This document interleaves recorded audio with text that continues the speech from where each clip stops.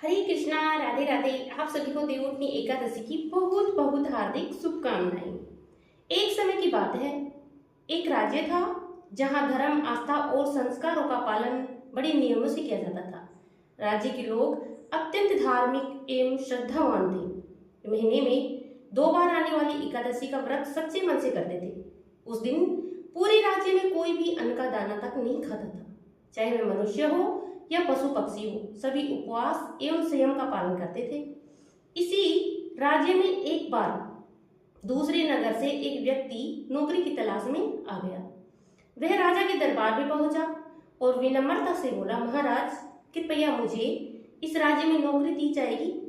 राजा ने उसके भाव और जरूरत को समझते हुए कहा, नौकरी तो मिल जाएगी, किंतु हमारे राज्य में रहने के लिए एक नियम है।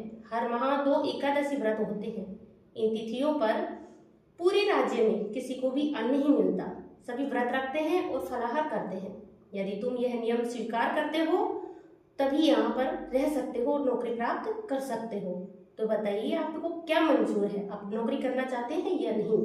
व्यक्ति ने बिना विचार किए कहा, महाराज मैं आपकी शर्त स्वीकार करता हूँ। वह प्रसन्न था कि उसे रोजगार मिल रहा है, नौकरी मिल रही है। कुछ समय बाद एकादशी का दिन आया। राज्य में उपवास का वातावरण था। उस व्यक्ति को भी अन्न नहीं दिया गया, केवल फलाहार के लिए फल प्रदान किए गए। लेकिन व्यक्ति को फलाहार से तृप्ति नहीं मिली। भूख बढ़ने लगी और वो भूख से बेचैन होने लगा। वह सीधे राजा के पास पहुंचा और बोला, महाराज फल खाकर पेट नहीं भरता है, कृपया मुझे अन्न दे, वरना भूख से तो मेरे प्राण चले जाएंगे, मैं मर जाऊंगा।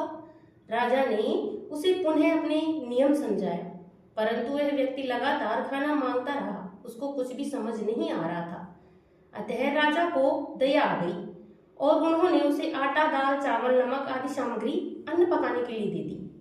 वह व्यक्ति बड़ी खुशी के साथ नदी के किनारे गया। पहले उसने स्नान किया, फिर श्रद्धा से भोजन बनाने लगा। जब लोग भोजन तैयार हुआ तो उसे आसन लगाया और आंखें बंद कर भगवान विष्णु का ध्यान करते हुए कहा कि हे प्रभु, भोजन तैयार है, आप पहले प्रसाद ग्रहण करें, उसके बाद ही मैं भोजन करूंगा। उसकी सच्ची भक्ति और भावना को देखकर भगवान विष्णु स्वयं प्रकट हुए और भोजन ग्रहण किया। फिर वे अपने धाम को लौट गए।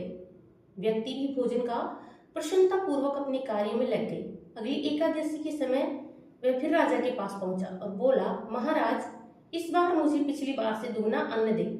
राजा ने चकित होकर पूछा, दुगना अन्न क्यों ले रहे हो? राजा यह सुनकर हैरान हो गया और उसे मन ही मन सोचा, मैं तो वर्षों से एकादशी का व्रत करता हूँ, भगवान की पूजा करता हूँ, फिर भी आज तक दर्शन नहीं हुई। और यह व्यक्ति कहता है कि भगवान उसके बुलाने पर भोजन करने आते हैं। राजा ने सत्य जानने का निश्चय किया। अगली एकादशी को वह छिपकर नदी के किनारे पहुंच गया। व्यक्ति आया, स्नान किया और भोजन तैयार किया। उसने पूर्व की तरह हाथ जोड़कर भगवान को बुलाया, परंतु उस दिन भगवान प्रकट नहीं हुए। उसे बार बार प्रार्थना की पर कोई चिन्ह नहीं दिखा। आखिर उसने भगवान से व्याकुल होकर कहा, यदि आप नहीं आए तो मैं अपने प्राण त्याग दूंगा। और वह नदी में कूदने को ही था कि उसी क्षण भगवान विष्णु प्रकट हो गए और उसे रोक लिया। भगवान ने कहा, वत्स तुम्हारी सच्ची भक्ति ने मुझे बांध लिया है। फिर उन्होंने उसके साथ भोजन किया और भोजन के बाद उसे अपने विमान में बैठाकर वैकुंठ धाम को ले गई। यह दिव्य दृश्य देखकर राजा की आंखें खुली की खुली रह गई। उसे समझ आ गया कि व्रत का मूल्य केवल बाहरी आडंबर ही नहीं, बल्कि शुद्ध मन, सच्ची भावना और निष्कपट भक्ति होती है। केवल औपचारिकता से व्रत करने वालों को फल नहीं मिलता, बल्कि वह फल उसे मिलता है जो तन, मन और धन से पूर्ण प्रेम और समर्पण के साथ भगवान को पुकारता है। उस दिन से राजा ने व्रत और पूजा केवल रीति रिवाज के रूप में नहीं, बल्कि सच्चे हृदय और श्रद्धा से करना आरंभ किया। अतः उसके जीवन पर भी भगवान विष्णु की कृपा हुई और उसे मोक्ष की प्राप्ति हुई। हे हरि भगवान विष्णु, जिस प्रकार से उस व्यक्ति को अपने मोक्ष की प्राप्ति दी, उस प्रकार से कहते को सुनते को सभी देना और इसी प्रकार अपनी कृपा दृष्टि सभी पर बनाए रखना। बोलिए हरि विष्णु भगवान की जय। देव